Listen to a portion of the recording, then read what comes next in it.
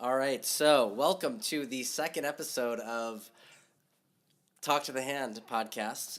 It's been a hot minute since our last Has episode. been a hot minute. About a year, maybe a little less than a year. Yeah. I think it was like early June last year. We got busy, but we promised to do our best to give our listeners, and there's very few out there based on the views on our last YouTube video.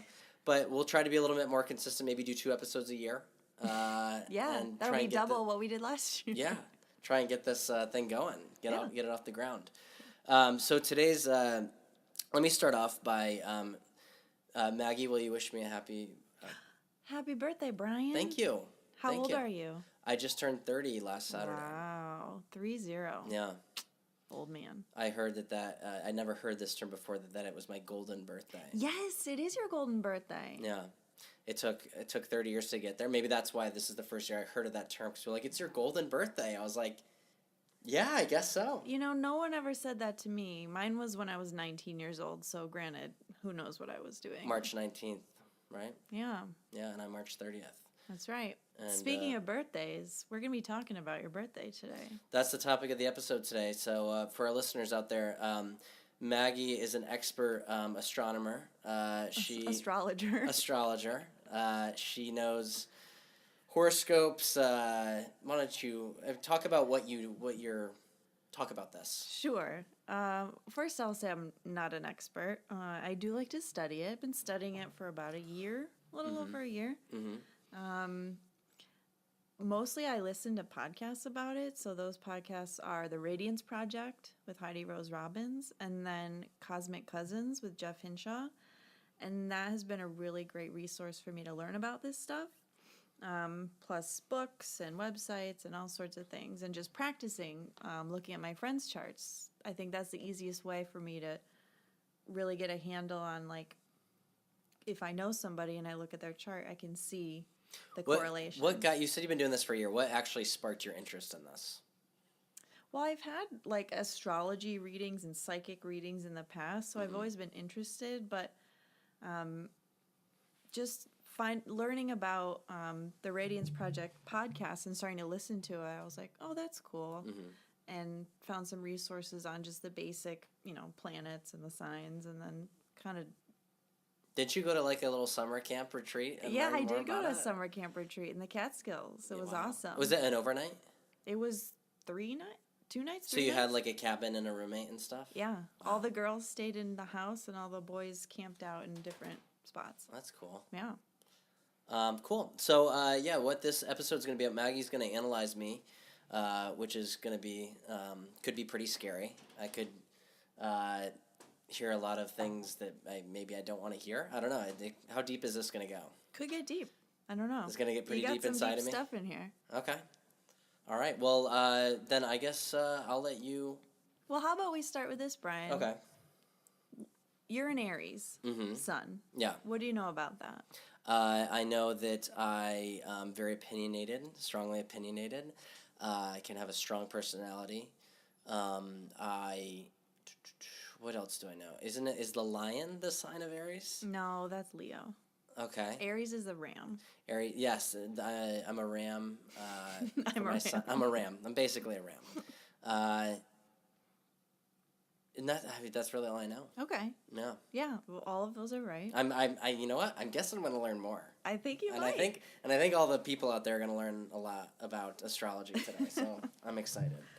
So, yes, you are an Aries, but that's only one of the many aspects of you, right? So your sun is in Aries, but you have all the other planets happening, and those are in different signs, and so it creates more of a fingerprint or a blueprint of who you are, because you are, you know some other Aries. You're not like them.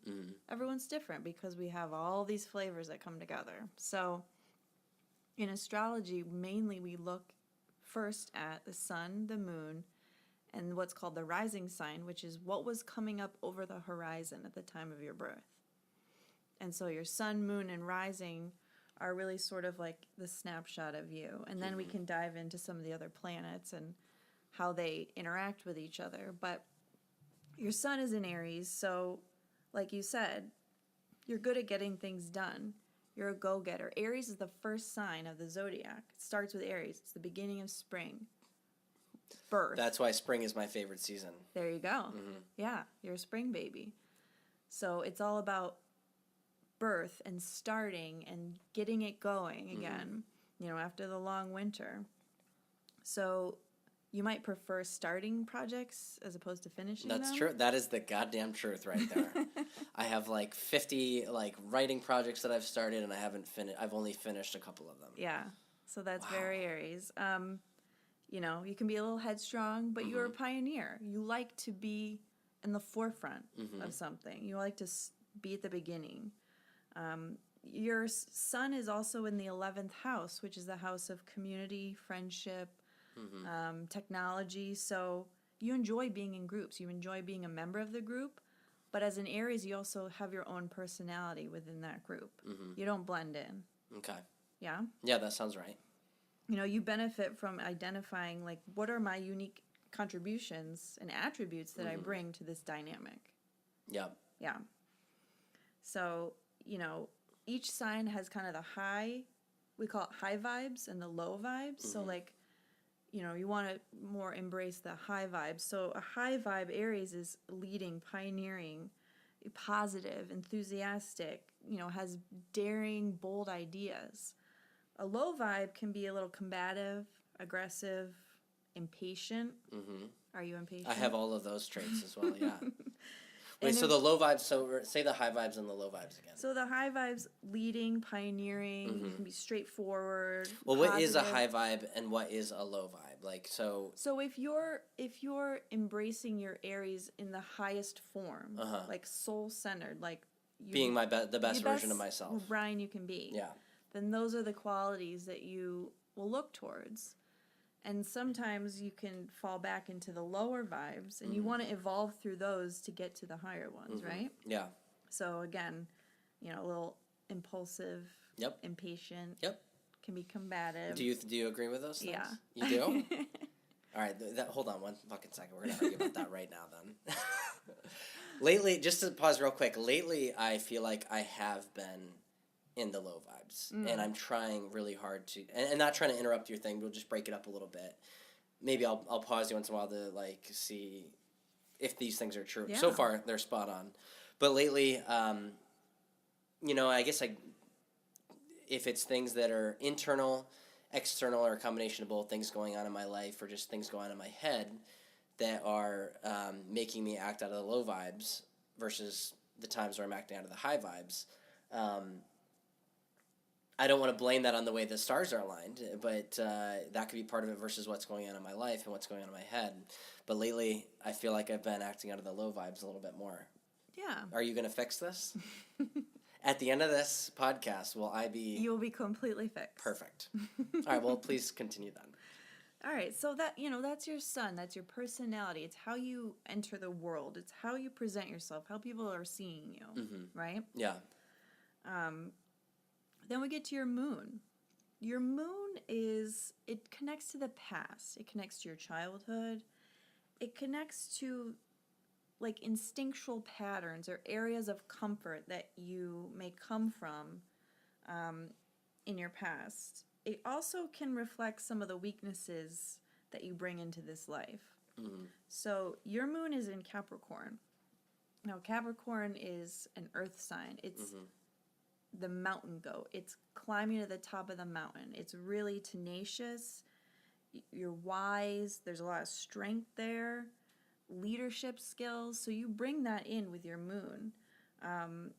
The lower vibes can be expecting the worst, kind of distrusting, cold or removed. And what's interesting is it's in their 7th house, which is the area of relationships. So there could be some issues that you've come into this life with relationships. You might expect the worst. You're always looking for a reason to end it. Wow. You fully commit once you're in, and you want your partner to have really strong moral values that you hold, and have that integrity. But, in previous relationships or in your past, you may have sort of said, like, this isn't, come into it excited, but feeling like there's probably going to be an issue, and you're expecting the worst. I do. Is that true? Yes. I hope my girlfriend doesn't hear this podcast, but maybe she will. But yeah, no, I think...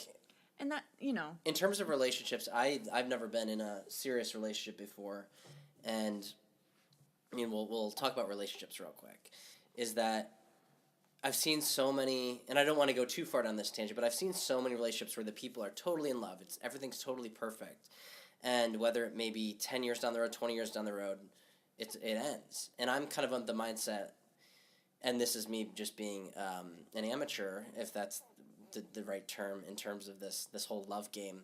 But I feel like if you're in love with someone, it's great, and you take the highs, and you're like, this isn't going to end. Like, this is going to go forever. Maybe that's something that I've waited for, but then when you see things, and you see the fragility of relationships too, that's what kind of scares me. When I think, like, well, this feeling and how well this is going can't end, and I'm afraid of the moments where I realize that it could.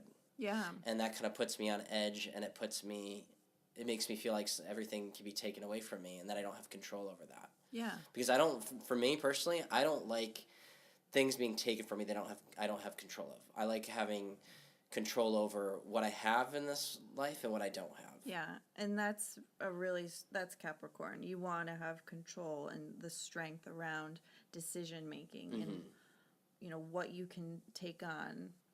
It's scary that in relationships there's a person that could take it away from you just as easily as you could take it away from them. Yeah. That's what's kind of scary. Yeah. But what's the term? Every action has an equal and opposite reaction. Maybe that's not the right term for this, but you get what you give, and if you give more, you get more. But if I don't know. And that that's a philosophy that you definitely that comes through in here that you bring into this life. In the same way, you're likely to be. We're talking relationships broadly, right? Not just romantic, but all relationships. Yeah. You're very sensitive to relationships. You focus on interactions and the quality of relationships. You're very social. You have a lot of different interactions and relationships with people, whether it's at work or friendships or family. So a lot of it, you're very aware how others are affected emotionally in relationship with you. Is that true? Yeah. Yeah. I would consider myself pretty socially aware, and I spend a lot of time thinking about how people react to me, and I probably overthink it, and I spend a lot of time just thinking about people. And yeah, I mean, you may have a balancing act that you need to address in terms of yourself and another. How it's important for you to learn your values of your own needs and wants, independent of whatever partnerships or friendships that you have. You don't want to become enmeshed with somebody else, but you need to understand the connection that you have with them too. Okay. Yeah. I mean, that makes sense. Yeah. And I think something too is that this is a fault that I have, is that if there's something where like something does something in their personality that kind of pisses me off, most people brush it off. But then I'll wake up at night and think, I really fucking hate this aspect of this person, and I keep envisioning ways I'm going to tell them off, and like that's a problem I have. Like, it makes me focus and expand upon the negative traits of certain people, and then it makes me think of those things more than I think of the positive traits. So the negativity, and it depends on my mindset and my mood, but lately, like I've let the negative parts kind of overcome my mind, and then I'm more focused on waiting for those things to happen when I see those people. Yeah.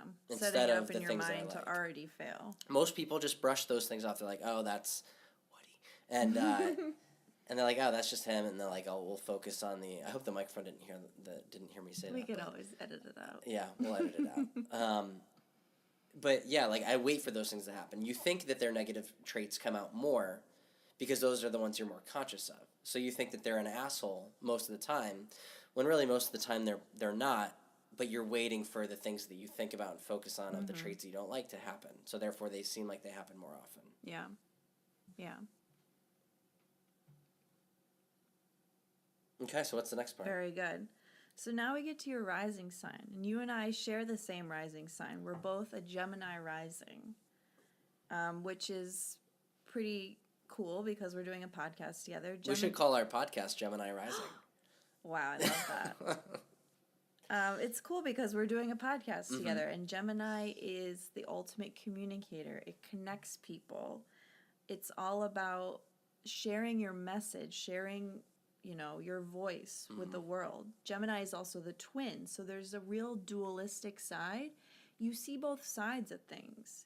You can approach something and understand one side versus the other and analyze it.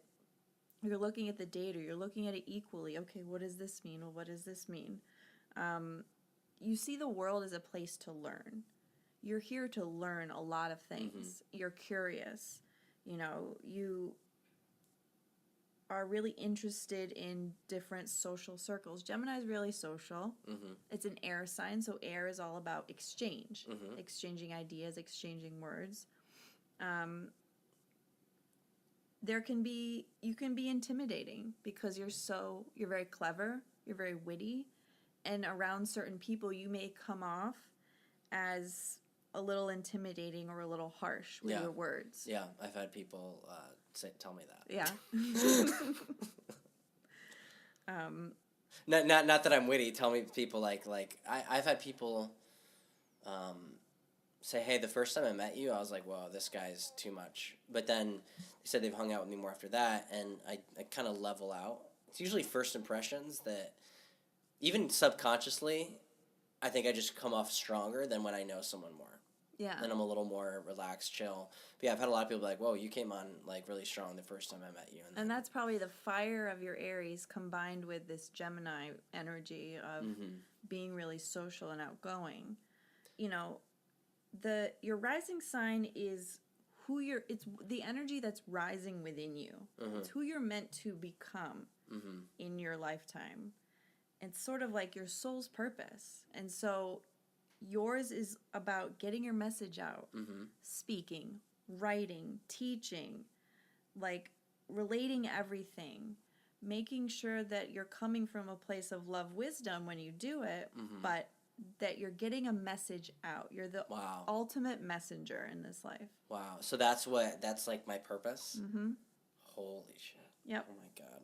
So the high vibes of Gemini: curiosity, connecting people, communicative, eloquent speaker, open-minded, quick, sharp, clever. Everything you said so far. Okay, so I start projects, I don't finish them.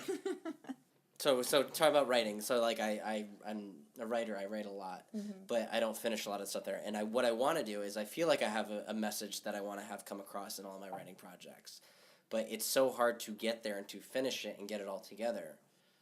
So that makes so much. Yeah. Holy shit. Yeah, we're just getting started. Oh my God. Yeah, and I'm I'm a Gemini rising too, so mine, is... You're a writer too. Yeah. You do poetry, you do blogs. Yep, and I do a lot of writing at work. Yeah. As well. I'm sort of becoming more of the communicator and the communication expert at work, which is really cool.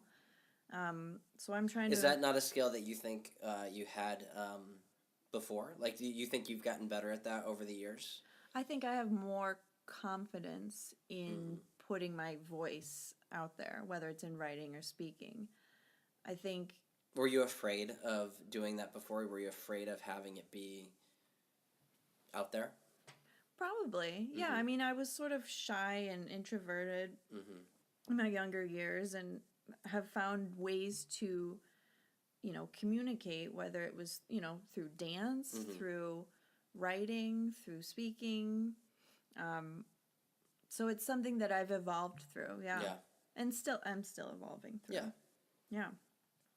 So that's what's called your triple tier: your sun, your moon, and your rising. Okay. So you want to understand how they work in relationship with each other, and when certain things happen, you can think about, oh, that's a Capricorn moon thing. I'm being really, I'm expecting the worst, or I'm sort of too stubborn on this aspect, or maybe I said something that hurt someone's feelings. That's my Gemini side coming out. I'm being a little too sharp with them. Yeah.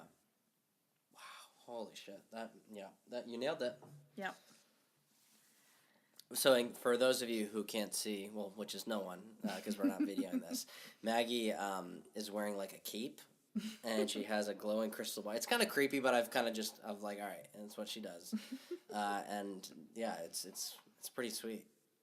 No, I just have an app on my phone. Yeah, okay. Well, way to ruin it, the fucking Sorry. visual that I created in people's minds. You don't want to stereotype astrologers like that. Okay, We're just people. Sorry, that was the Gemini in me. So you can start saying that when you talk to. I'm sorry, sorry, it's just my Gemini rising. That's the Gemini in me. My Gemini is rising again. So you have Gemini in some other places. You also have Gemini in Mars, and Mars is your ruling planet because you're in Aries. So every planet is connected to a sign, and as an Aries sun, your ruling planet is Mars. So Mars is how you assert yourself, right? It's the warrior. So it can be a little combative. It can be it's like how you fight. And you fight with words. Yeah, I do. Yeah. You know, you're witty, you can be sarcastic, you might be a better talker than a listener. And you would benefit from practicing more kindness in your speech. Yeah, I should. Yeah, you're right. You know, that's it, as a Mars in Gemini, you're willing to just go for it Say with whatever words. I want. Yep. Spill it out. And that's how you assert yourself. I'm an asshole. That is the nicest way that anyone's ever called me an asshole ever. Like, you said it so thoughtfully and so it's so in depth that I appreciated it. Yeah. Yeah. Yeah. Okay. Fuck you. But no, that was this is an awakening moment for me. Yeah. Well, I also want to talk about, you have a lot of you have another Gemini, which is your Jupiter. So Jupiter is the biggest planet, right? It's huge. And it's all about growth. It's where you're growing. It's where you're expanding. It's what you say yes to. It's you have a lot of blessings in Jupiter, whatever sign is in Jupiter. And that's also in Gemini. So there's a lot of blessings around communicating and writing and speaking for you. You know, that's a big area for you. Your blessings come in curiosity, in the idea of networking and connecting with people. You know, just knowledge in general. You bring a lot of that to the table. You know, this is the area you want to say yes to in your life. Say yes to, like, learning, are you talking about? Yeah. Okay. Saying yes to what, though, for example? Like, so when you have the inklings to write or to speak or to get your message out, say yes to it. Yeah, do it, because you have a lot of blessings here, and this is where you're meant to grow and become a master. Okay. Yeah. Wow. Yeah. Yeah. Well, and writing too, I think I just talk about writing for a second. I really enjoy it, and I like drifting off into a world, like escaping this world and drifting off into something else. People ask me, like, well, a lot of people view it as like, well, why do you write? Like, what are the results? Where are you getting published? Is your screenplays being picked up? Like, there's no results, and I'm just like, I just enjoy it. Like, I don't care if nothing happens. It's actually a high and a rush for me, and it makes me think differently. It makes me grow, like we're saying, and I think that's probably the same thing for you. Like, if you write a poem, you're probably thinking, I hope someone buys this. Yeah. No, it's a nice, fun form of expression, and then you can see the result of your work, and if it makes you happy, and you look back, you're like, I'm proud of that. For me, that's all that I need from it. Yeah. And that's really, I mean, you're spot on, because Jupiter is in your 12th house. And your 12th house is its connection to spirit and to source. So it's where your soul grows. It can be hidden. It can be below the surface. Like you just said, you do it because you like to go off into these new dream worlds. That's totally the 12th house. It's all about dreams and hidden worlds and new ideas and places that aren't even on, like, Earth right now. But you're creating them. Yeah. Yeah. That's beautiful. Nice. Yeah. So you're 30. And in the last few years, most likely, you have been experiencing what's called a Saturn return. Have you ever heard of that term before? I've heard you say it. So your Saturn return, it's kind of a buzzy term, but Saturn takes between 28 and 30 years to go around your chart. And so it's an area of testing. It's an area for you to pay attention to. And there could be some uncomfortability. How long is the Saturn return? You said I started it a few years ago? It varies for everyone, but it's between 28 and 30 years. I could look at the exact date, but it's, you've been going through it. Okay. So it's sort of a time period. But it's an area that you feel constricted in, but it's also the door for opportunity for you. And after 30 years, you master this area. That's the idea of a Saturn return. So, yours, with planets like Saturn, Uranus, Neptune, Pluto, we're less focused on what sign they're in because the sign is generational. Those planets move so slowly. And we're more focused on the house. So yours is in the 8th house. And I'll just read to you what are those attributes. And you can tell me if any of these resonate. Okay, I'm sure they fucking will. Transformation and crisis. Sexuality, sex, death and rebirth, personal growth, transformation, resources, addictions, psychology, other people's money, taxes, inheritance. Well, hold on. I have to tell you if any of those resonate. Yeah. No, none of them. Personal growth? I'm kidding. I'm kidding. That was a lot. Can you... That's like everything in the world. I know, it's a lot, but I think mostly it's all about transformation. It's like about, you're shedding an old Brian. Yes, I am. And opening up to a new one. Yes, I am. Would you agree? Yeah. I used to love partying. I don't mind a party anymore. But I still love partying. I used to just love, in terms of we live in downtown Ithaca. I love downtown Ithaca. I was like, this is where I want to be. I love the amount of people down here. I love the social scene. Love just going out and being social. And that's drifted away for probably about a year now. And I've wanted to settle down. And I never, ever would have thought that I would be the person that wanted to settle down. I mean, the fact that I was 28, 29, and I'd see all of my friends getting married, all of my friends settling down. And I was like, that ain't happening to me.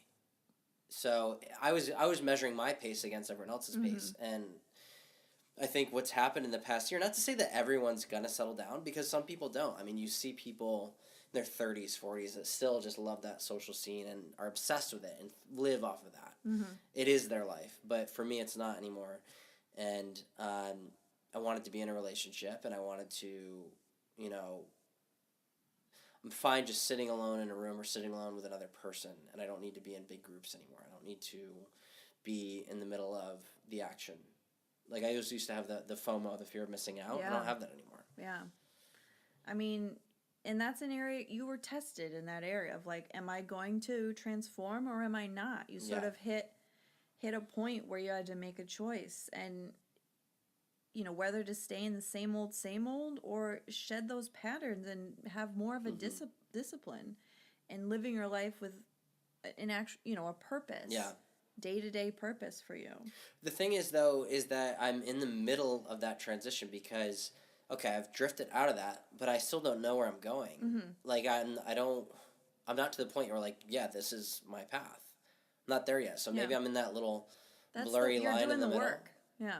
Yeah, doing the work and figuring it out. I still have a purpose. I still have ultimate goals of what I want, but not a plan. So, like you talked about, you want to get your message out. You want to people hear your message. And not I'm some prophet or anything. People need to hear my message. Everyone's waiting what the fuck's Brian's message? That's not the case, but I haven't quite figured out things are starting to actually come together. Like, I actually think, okay, this is the dream I think I want to have now. Starting to be puzzled together, mixing everything into it. It's not just one thing. I'm like, I want this. I want these types of relationships.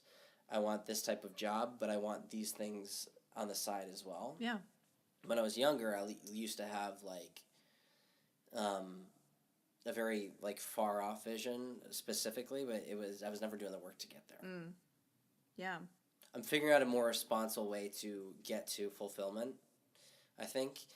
And it's not all the glory and glamour of what I pictured when I was younger, like writing movie scripts. I'm like fucking walking down the red carpet, movies in theaters. That's what I want. And I was like, I can't ever imagine myself wanting anything different than that. Yeah. And I'm much more prepared to settle, not for less. I mean, back then I would have viewed it as settling for less, but it's settling for something different. Yeah. And I mean, that's you're Capricorn in the 8th house. So it's being really, really honest with yourself and really kind of practical. Like, what can I practically transform? That's, yeah. Yeah.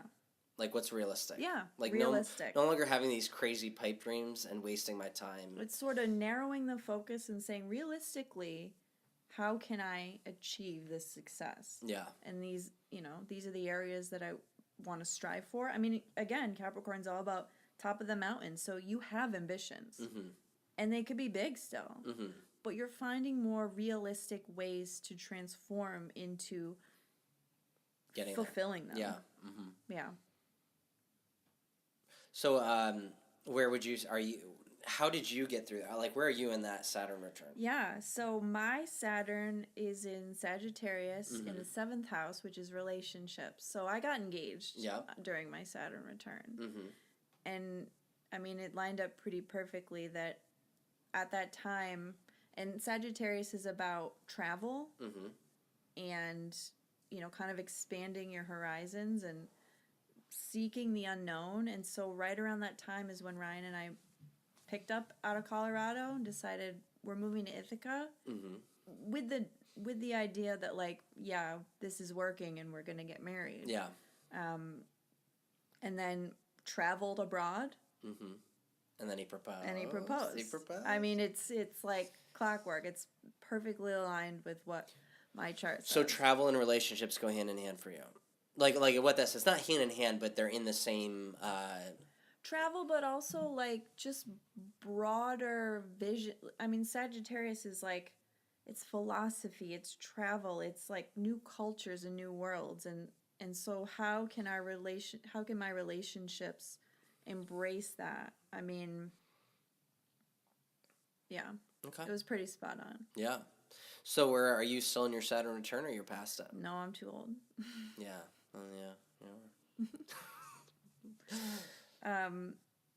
Yeah, you and I share a couple similarities as we get into the generational planets because we're pretty close in age. So, well, yeah. Here we are. You have Uranus in Capricorn in the 7th house. And our generation has a lot of this where we're trying to shake up the norms of relationships. We're looking at the generations before us and saying, is this really the way relationships are supposed to be? You especially. In the quote, right? Yeah. I mean, that's sort of how That's how you've always thought. Like. Yeah, when I told my astrologer, or when I, told my astrologer about my wedding planning and what was happening, he was like, oh yeah, that makes a lot of sense. That you don't want to have the norms of... Yeah, that I'm traditions. Sort of looking at the traditions and saying, but why? Yeah. Right? So, for you still idealize partnerships. You want that, but with Capricorn, you only want it in the highest form. Like, you want strong moral character. Moral? Yeah. Like... From your partner. Yeah. Okay, yeah. Yeah. Not for myself. Well. Yeah, we'll talk. That's for another episode. Yeah. No, you're right. I do want strong moral. Like, and I'm not talking about, like, religious. You just like, want integrity. integrity. And Yeah. honesty. Yeah, absolutely. Yeah. I mean, there's a strength of character that you assume and want. Yeah. Even if it's far greater than mine. Well, maybe that's a goal you have, is to sort of step up to the plate. Yeah. Mm-hmm. Right? Yeah. And meet that. Yeah. Is that it? That's pretty much. That's so that's a those lot. are your planets, and then in terms of the aspects. So what an aspect is that the planets are all aligned, and some of them are really close to each other, Mm-hmm. some of them are opposite each other, and that has a relationship on it. So I thought some of these were pretty interesting, especially for you, and I think you're gonna like this. Oh, okay. So your sun is next to Venus. Venus is all about beauty, all about how to love, and with that conjunction, you're cheerful, you're charming, you're really likable. Wow, thank you. And I'm an asshole. You're beautiful. Thank you. You have artistic pursuits. You may be talented in music and dance. I've seen you on the dance floor, and I've seen you in karaoke. Yeah, thank you. Yeah, I'm not good at either, but I'm free. Let's just say that I'm free in either. You have considerable talent. Thank you. Yeah. Thank you. Wow. Yeah. So that's not what you said on the bus back from David Valcente's wedding back in 2016. Where I hadn't told me to kill myself when I was singing karaoke at the front of. We'll talk about that. Looked at your chart. Maybe that was a bad time for you. Maybe it was a bad time for you. Mm. Maybe you were going through I was going through some low vibes. The low vibes, and I was in my high vibes. See, I'm a Scorpio. I was definitely in my high vibes on that bus ride. I was definitely in the high vibes. Yeah. The people that appreciated my talent on the microphone were in their high vibes, but you were in your low vibes. Yeah, I probably was. You told me to kill myself. Well, I'm a Scorpio moon, so that makes a lot of sense. Yeah, that's such a Scorpio moon. Isn't it? Yeah. I should have been like, wow, you're being so Scorpio moon right now. Jeez. But yeah, we were all having a great time. Yeah, it's just innocent fun. Yeah, it was innocent fun. But thank you for saying I have talents on the dance floor. Yeah, I mean, I'm just looking at your chart. Your sun is square your moon, and so that can create some conflicts. And we sort of talked about that with your sun is this Aries bold thing, and your moon is Capricorn, which is more reserved and serious and cautious. So, you're willful and strong-minded, but there's also an emotional side to you that may not necessarily integrate with that. There's sort of this area of your emotional nature doesn't work well with your sense of willpower. It absolutely doesn't. Yeah. Well, here's something. I will consider myself a people person, but I don't like very often being around people. Yeah. I don't know if it's an act or whatnot. Sometimes I do, sometimes I don't. And there's sometimes where I'm very awkward around people, and I'm not doing well socially. People probably think this guy's awkward. And then there's other times where I hit a stride and be like, wow, this guy's very sociable and very charming. But then there's times where I'm not. And I feel that vibe when it's happening, and I can't switch it. I can't control it. I can't change it. It is what it is sometimes. And I'm like, wow, this doesn't fall in line with other moments where I've seen myself way different. And sometimes I just can't. I think it's based off of the people around me and the vibes I have and the way the energies kind of flow. Yeah. I mean, you're, like I said before, you're so attuned to people and relationships that you really pick up on that stuff. Can I bring up something? So there's a personality that I just don't mesh well with. And that personality knows they don't mesh well with me. There's a few people that like to be, and you may disagree, but I don't consider myself the person that really likes to pick on people and make fun of people and but they don't view it as negative intentions. They just like to be the alpha male in a situation and really kind of make fun of everyone. Tear people down and make fun of everyone. And be the kind of I'm the big dog here. And that I can't do it. I see people do that, and I will my first reaction is to dish it right back to them. Yeah. But when you dish it right back to those people, they're like, whoa, what are you doing? Yeah.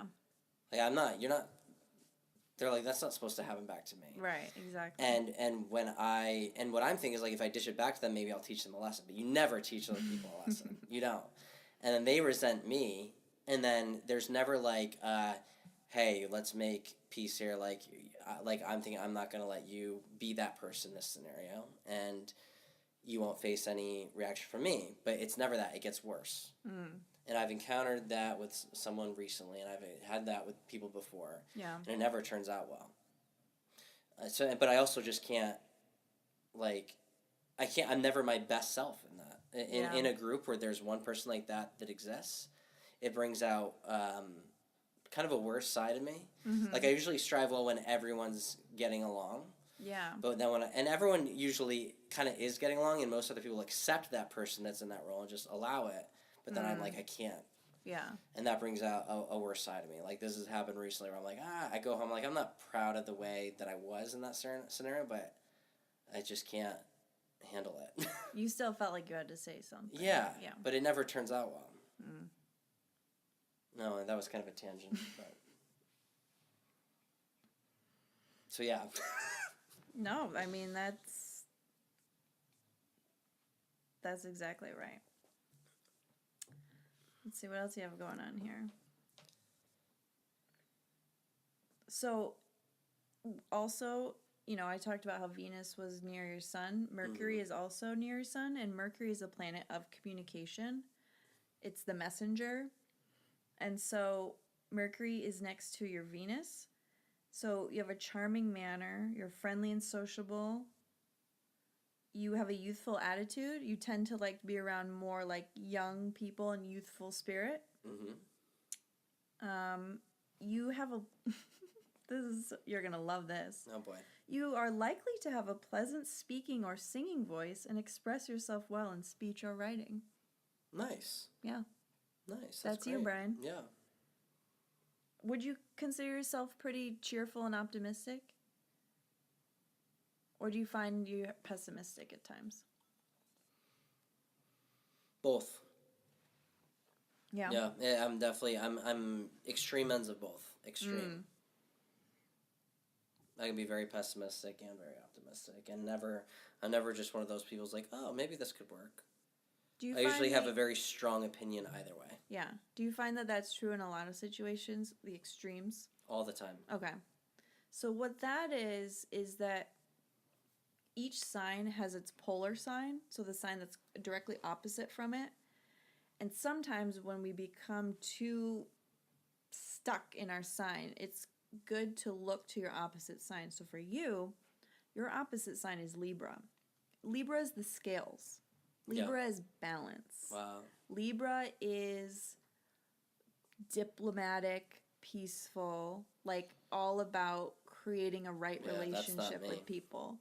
And so when you feel too fiery in this Aries that you're like, it's either this or that, it's helpful to look to the qualities of Libra and say, how can I embrace more of that? Is Tegan a Libra? I don't know when his birthday is. Well, what is his? He's got to be a Libra. He might have some Libra energy in there. Yeah. Sorry, I didn't mean to bring you into this. It's not even his name. Tegan's a code name. But that's not surprising that you feel those extremes because you are opposite of the sign of balance. So Aries is? Yeah. Yeah, Aries is opposite Libra. Wow. This shit's real. Like, astrology this makes perfect sense. And it's real. And it makes, like, I can see people that deny this, like, how do you not assume that, like, life and the way everything aligns is not the way, because everything that's bigger outside of this world is still similar to everything in this world and everything smaller than it. Yeah. It's like a matryoshka doll, like the Russian dolls, kind of. Like, and stuff... I can't figure out the proper way to say this, but that stuff has to play in a factor of how our personalities are. And here's the thing, too, is that there's 6 billion people in this world, 7 billion people. Mm-hmm. People say everyone's unique. Not really. I mean, There are archetypes, right? There really are. There can't be 7 billion completely different isolated personalities. Everyone that has to be split up into types, and people are built off of those building blocks. Mm-hmm. Yeah, everyone can share certain aspects of themselves with other, parts of that building block, but I also see a lot of people that have a look like someone else that has a look.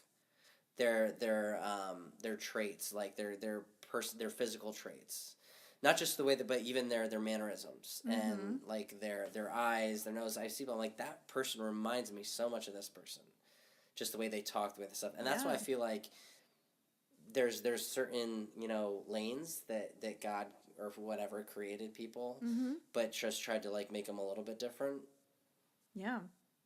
And I think that ties into what you're saying. Yeah, one thing that I heard that made a lot of sense for me is like the moon regulates the tides of our oceans. Mm-hmm. Like it has the power to move that water. Yeah.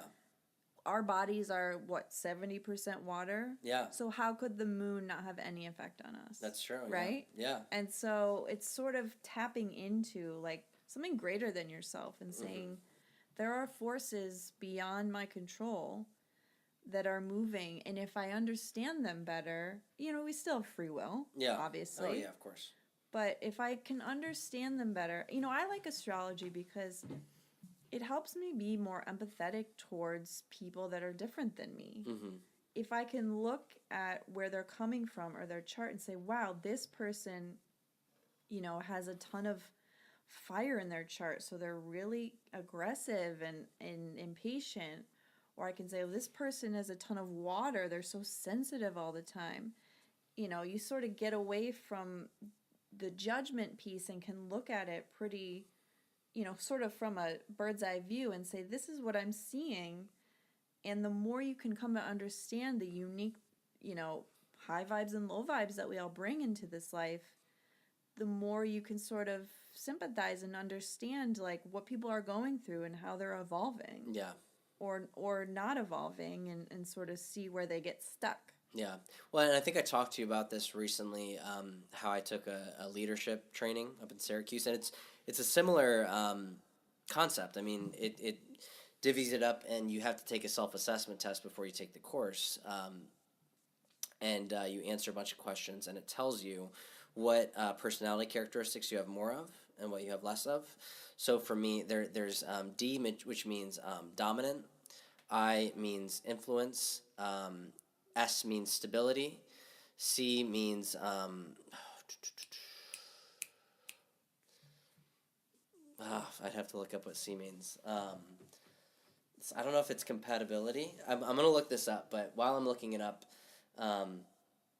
what it teaches you is what traits you have more of and what you have less of. And in terms of like you at your workplace, if you are the person in charge, you have to understand what, like, people with S or C tend to be more detail oriented and more organized, and they are task oriented. Mm-hmm. So it's like they want to be told beforehand, what are my expectations? Okay, I'll go do that task. I'll do it for you, but I just want to make sure I have all the information, and I don't like unpredictability. Yeah. People that are like D's and I's kind of fly by the seat of their pants, and they like to be in charge and make the decisions, but they're fluid and they can adjust, but they always want to be at the forefront. But they're not people that can often sit at a desk and just They're do not tasks. in the details, yeah. Exactly. So D is dominance, I is influence, S is steadiness, and C is conscientiousness. So it relates to the astrology thing. And what were you?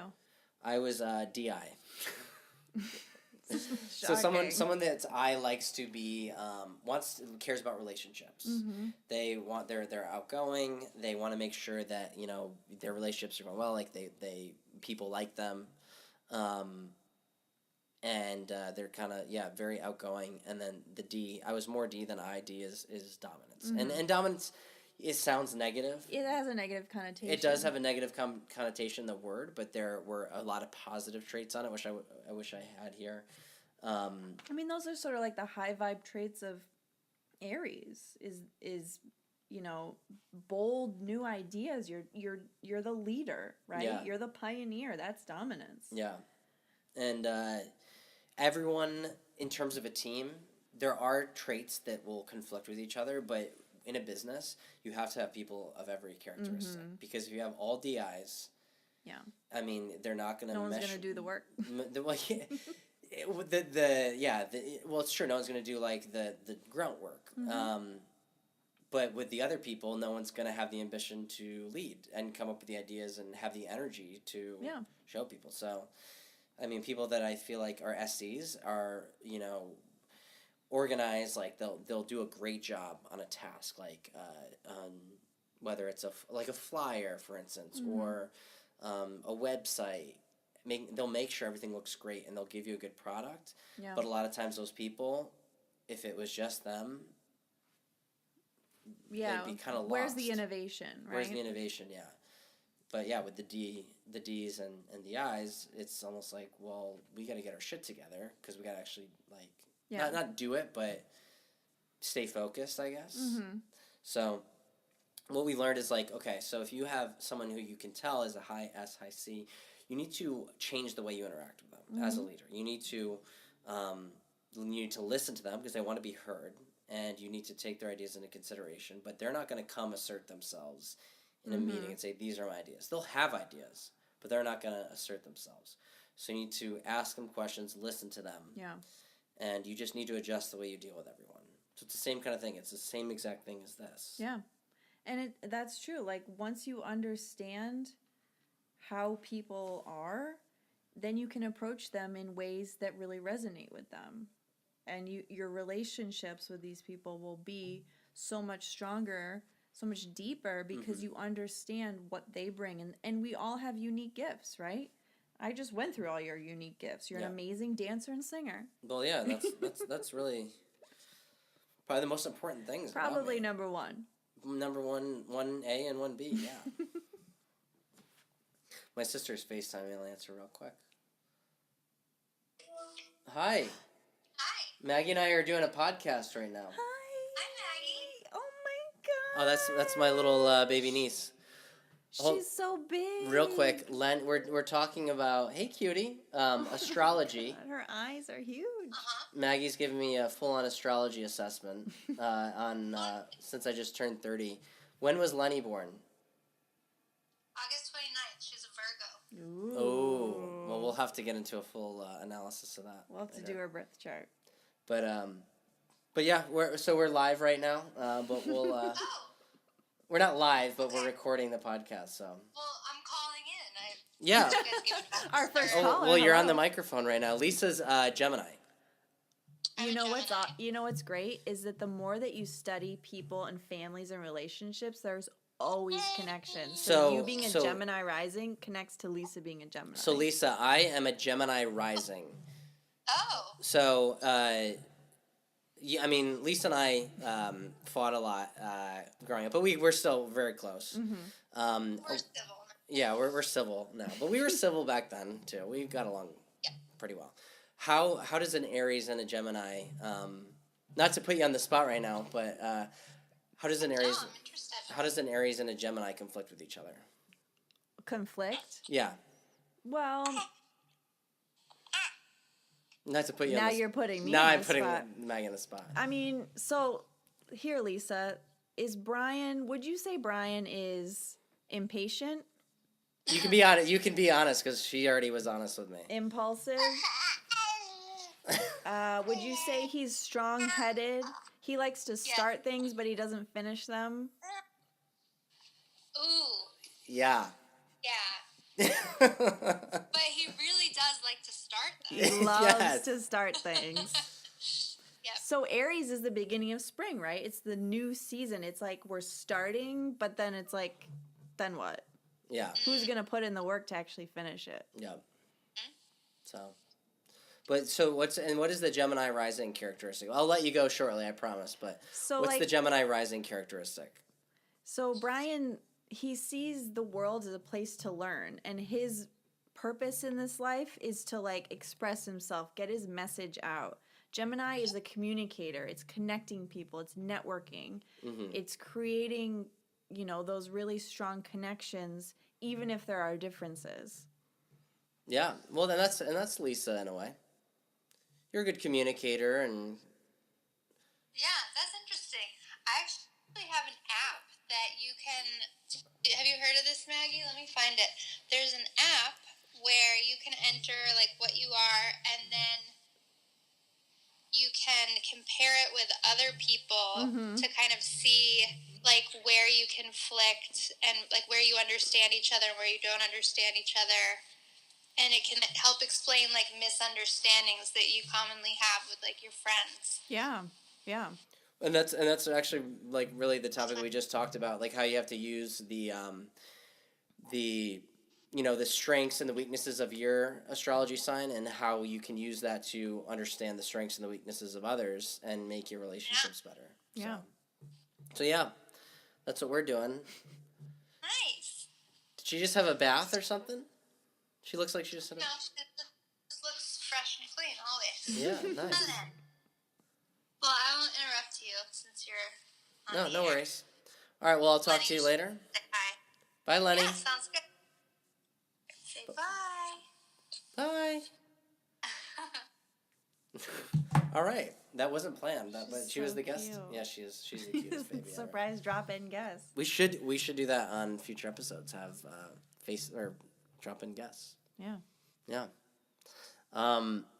So if we can segue this to, like, we talked about the real world a little bit, but Yeah. when could you say like some recent examples in your life and relationships? You don't have to name them by name, but in your family that you've used this new like skill that you have. I would call it a skill because you've learned a lot about it. Have you actually used this to your advantage with the relationships that you have in your life? Yeah, I mean, it's helped me understand, I've done it for most... Whoops. Okay. Yep, go ahead, sorry. I've, checked out the charts of most of my family and of my partner, and, I think Ryan and I have a lot of similarities in our charts, which helps with compatibility. Mm-hmm. It's helped me understand, where he's coming from and some of the strengths he brings in and some areas that could be a little sticky. Mm-hmm. I have a lot of Aries in my family. Everyone's an Aries. Yeah. My mom, my dad, and my brother. But they're all really different. So by being able to look at the full spectrum, I can see like, oh, they're an Aries. Yeah. But there's so much more, right? Yeah. And like, Yeah, it's not like fully calculated that everyone's going to be exactly Right. the same, but right. you see the similarities. So there's similarities, but there's nuances within an Aries. My dad's an Aries, but he's like the quietest person you'd ever meet. Yeah. I also don't know his birth time, so I can't get a full picture, but Yeah. he also has a lot of earth signs in his chart, which can be more grounded and more reserved and quieter. So he brings that in. And I studied my grandma. She is a triple Leo. So she's a Leo sun, a Leo moon, and a Leo rising, which is super powerful, right? Yeah. And so Leo is the lion, right? Yeah. It's ruled by the sun. It's all about, when we think of Leo, we think of like self-expression. Whitney Houston is a Leo. She's all about like getting out there, like getting... That's quite a name to drop in Yeah, there. right? No big deal. Yeah. But my grandma was not really showy and really, outgoing in the same way that you would think a Leo is. So the more that I studied it, I kind of found out that like she has a lot of qualities where Leo is really generous. It rules the heart. Mm-hmm. It's a heart center. So she was super generous with her resources, with her heart. She opened her heart to everyone. She was so compassionate. She was also amazing with kids. Amazing. Like, Yeah. you put a baby in front of her and the baby's happy. Yeah. And that is a Leo trait. Leo is connected to children. It's connected to that childlike wonder and that childlike spirit. Mm-hmm. And so understanding that more made me realize like how truly like soulfully Leo she really was in her life. Yeah. Nice. Yeah. Let's talk about your year to come. Okay. Yeah. Wow. This is you said this to me in a text message. You said I got big things coming this year. I'd love to hear it. So these are called transits. Okay. And it's basically your birth chart and where the planets are hitting you in your chart right now. So one of the biggest aspects that's happening, so there's a planet, quote unquote, it's called Chiron. It sits between Saturn and Uranus. This is a real planet? It's like a planetoid. Okay. It's like a small little thing, right? It's like what Pluto is now, maybe. Yeah, but Pluto's powerful. And so is Pluto a planet now, or is it still banished? No, it's from the solar banished. system? I thought they banished Pluto. No, Pluto is very important. Okay. Well, this is Krypton? Chiron? Chiron, okay. Chiron is the wounded healer. So Chiron is, where are the areas that you come into this life wounded that you need to heal through? And so for you right now, your Chiron is a square with your like where your Chiron was when you were born. Chiron has moved into a place that is square that. So this is a bit of a turning point. It takes 52 years for Chiron to go around the chart. So it's a long time. But you're at a turning point in your life right now. It's time for you to sort of reflect on your adulthood, right? Yeah. And sort of look into the sort of darker, deeper parts of you and work and evolve through them, right? So how has your life unfolded? You know, looking back, like, how's my life unfolded to this point, and how can I continue to evolve from here? So it's a lot of self-reflection in terms of, like, where have I been wounded, and where can I learn to heal from that and become, like, the strongest ever in that area. So there's a lot of kind of personal transformation around Chiron, and you're in a time of that right now. So I'm in a time of like and sort of facing the biggest time of personal transformation. Would you say up to this point in my life? Yeah, I mean, Chiron is a big transformative. You know, for being such a small planet, it's pretty transformative. So there's a couple different Chiron things happening right now. Uranus is also in relationship to your Chiron, so you're experiencing a new energy. Like, there's a mental creativity within you right now, and an urge to be spontaneous with your thoughts and, like, be free and just, like, let it flow. Can I interrupt real quick? I'm starting a butter business. For real, like I thought it was a hot sauce business. I'm doing both. Oh. Well, again, projects that you start. And I've been really interested in gardening lately. Never in my entire life have I been interested in gardening, ever. Suddenly, I'm like, this sounds fucking fun. Yeah. And I want to garden, and I want to create, create hot sauce out of plants in the garden. Peppers that you grow, yeah. Peppers that I grow. And then I just recently learned how to make butter, and I want to start a butter business. And I am. It's called Butterbug. Can I Google it? We have a moment here for a quick ad break. We have Butterbug, the most delicious herb butter and cinnamon butter are the two products on they have so far. The cinnamon butter goes great on pancakes, waffles, even on a bagel. It's a great breakfast butter. And then the herb butter, which is made with sage and rosemary, goes great on toast. Even put it on a sandwich. It's absolutely delicious. So watch out for Butterbug. Come into stores soon. And then we have another ad break for Jungle Smoke hot sauce. This is the first hot sauce you'll ever have made out of exotic fruits and also hot peppers. The fruits are smoked, so you get smoked fruits, and they're mixed with habanero peppers, ghost peppers. We have a strawberry jalapeno, blueberry ghost, pineapple ginger habanero. That's coming into stores soon, called Jungle Smoke hot sauce. All right, what were you saying about me? What's going on? Wow, I'm so glad we got those advertisements in. Oh God, advertisements.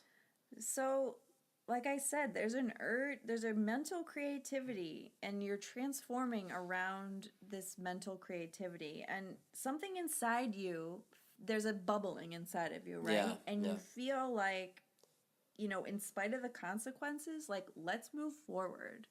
Let's do this. So you may emerge from a chrysalis with a brave new form and a new set of wings.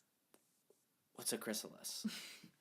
Oh my gosh, you don't remember from science class? The caterpillar turns into chrysalis. Oh, into a butterfly. And then the chrysalis turns into a butterfly. Wow. That's why butter is gonna take off. See? Yeah. Butterbug. Yeah. Yeah. I'm a Is bug. a butterfly your symbol? Because What do it you could be. Like, Oh yeah, it is. logo? Oh yeah, I have a picture actually to show you. We'll post this on the website. Yeah. Oh my god. Is it you I just know read my that. I just Wow. read.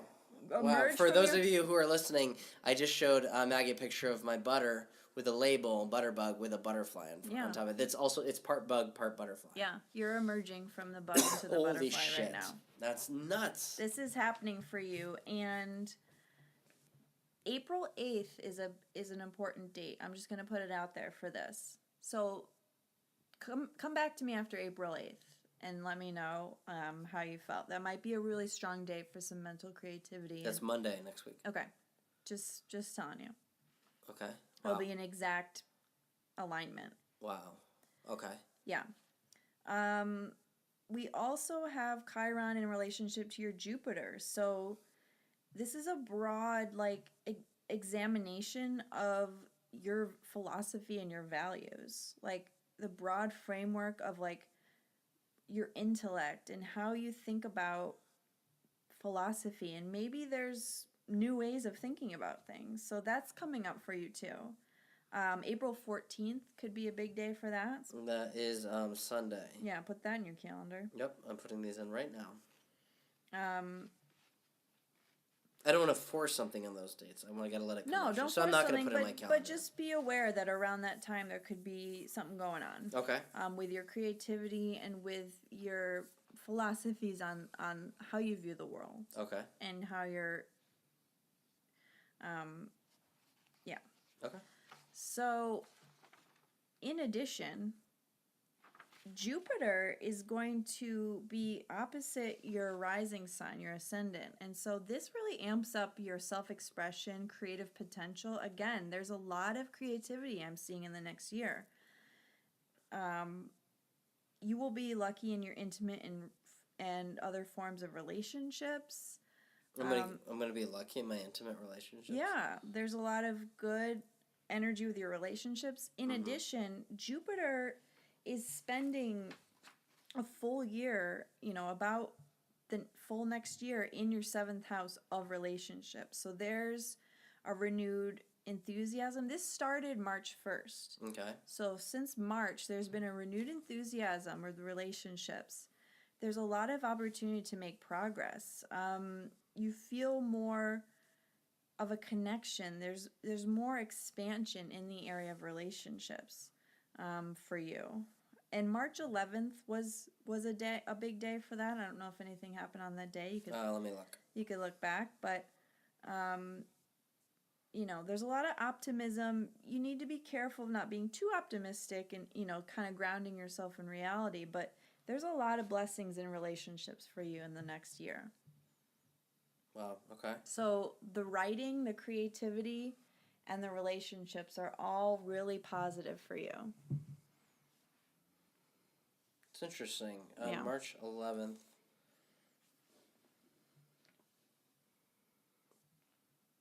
Yeah, March 11th was a creative day. I'm not going to get into it, but I see things on my calendar that I had listed to do that day that were creative. Wow. Okay. Yeah. So that's what I have for you, Brian. Well, wow. Thank you very much. I think we've done about over an hour, which is great. I mean, I'm even more of a believer now in this astrology stuff, and I want to learn more about it because, that shit was spot on. Yeah. That was absolutely spot on. How much time do you spend on this on yourself? I mean, a lot with, like, obviously with my initial studies, you always start with your own aspects and your Yeah. own chart and Yeah. how does it relate to you. And I have an app, it's called Time Passages, and I can look up at any point, like, what's happening in the sky in relation to me, and I plug in, like, friends and family in there, so, like, you're in there. Yeah. And I can look at your any day of the week. I can You look just see at what what's I'm happening to yeah. Brian. I could Shit. text you and I could say, "What's going on today?" Yeah, what's going on today? I'm like, oh, don't even ask. I'm like, I know. I know, already know. right? You got in a fight with someone, huh? I'm like, yeah, fuck, I did. No, but like I've had friends text me like, "Hey, can you tell me what's going on right now in my chart? Because this crazy thing is happening." And Wow. sure enough, like it's spot on. I'll say, "Well, you have a planet hitting a spot that happens once in a lifetime." Yeah. And those are big deals, right? So. Yeah. Well, I mean, recently I talked about this. I bought this book called The Four Agreements. And basically the overall message of the book is, I mean, it kind of does talk about astrology in a way. Could you actually hand that to me? It's right over there. The overall message is like you get from the world what you give to the world in terms of your relationships. Like how you treat people is how what you'll get back from people. Like the world is a mirror. It really is. So like the second agreement, don't take anything personally. The first agreement, looking at it here, be impeccable with your word. Be impeccable with your word means be careful how you speak to others. Be nice. Like Yeah. treat people well. It's as simple as that. And then the third agreement, don't make assumptions. That's kind of the negative thing where we're talking about the low. Yeah, your Capricorn moon, the low vibes of The that. low like vibes assuming the worst. is that I'm assuming the worst, and I'm creating the negative traits out of people, and I'm assuming more than I should. And then the final agreement is breaking old agreements, and agreements are truths that you convince yourself are truths that aren't necessarily truths. You create your belief system based on how you've been taught, based on how society has taught you, but you need to recreate your own. And I think, I mean, one of the biggest things right now is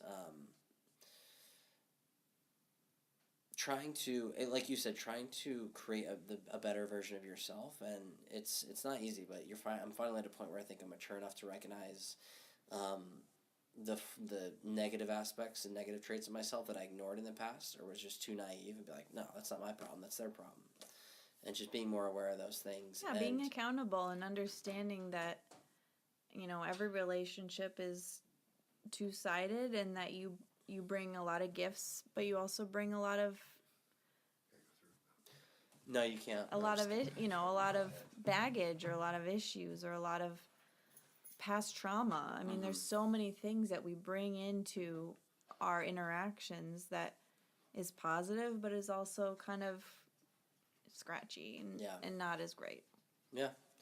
I think being self-aware and I mean, astrology is a huge tool for being self-aware. Yeah. It is, because it brings up things, like you just brought up things, low vibes, and I'm like, well, shit, that is low vibes. And that honestly has what I've been more of lately. I wish since I turned 30, everyone's like, how do you feel? How do you feel? I'm like, shut up. What do you mean? Everyone has asked me that. It's getting so fucking annoying. Well, it's a made-up milestone, but It is. It is a made-up milestone, but everyone's like, how do you feel? Oh my God, when I turned 30, I was crying. I'm like, then that's on you. Because... Crying? Oh, people are just like, I had a lot of people say that. Like, it's just like, I'm 30. Look, I'm ready to move on from my 20s. 30 is great. Yeah. I think 30s are the best. Yeah, and I'm excited for it, and I've started to realize what my 30s will hold, and I realized that when my 20s were, I'm glad I went through them. I had a great time, but I focused on things that are not geared towards personal growth, and I think 30s will be geared you're towards taking a hold of your personal power and saying, like, all right, I got this. Like, I understand what the gifts that I bring, and I'm going to use them, and, like, let's do this. Yeah. Yeah. So let's do this. Let's continue this podcast, maybe hopefully a little bit more frequently. We don't have to do the video stuff anymore. We had some technical complications from that, but I think we should continue with this, and we don't have to have every episode be about astrology, but at least having it be the underlying foundation of how we view things and how we talk about things from here on out. Yeah, we can always draw upon it. Yeah, perfect. All right, well, that's our most recent episode of Gemini Rising / Talk to the Hand. It's a working title right now. We'll have to Can you figure that also out. bring back the advertisements? What were those again? The Jungle Smoke, again, thank you for sponsoring the episode, and also Butterbug. Great. Check those out. We'll have more of my startup companies advertised in the next few episodes that I haven't finished. But we'll keep you in the loop on how those turn out. So, again, thank you to Jungle Smoke Hot Sauce and Butterbug Butter for sponsoring this episode. That's it.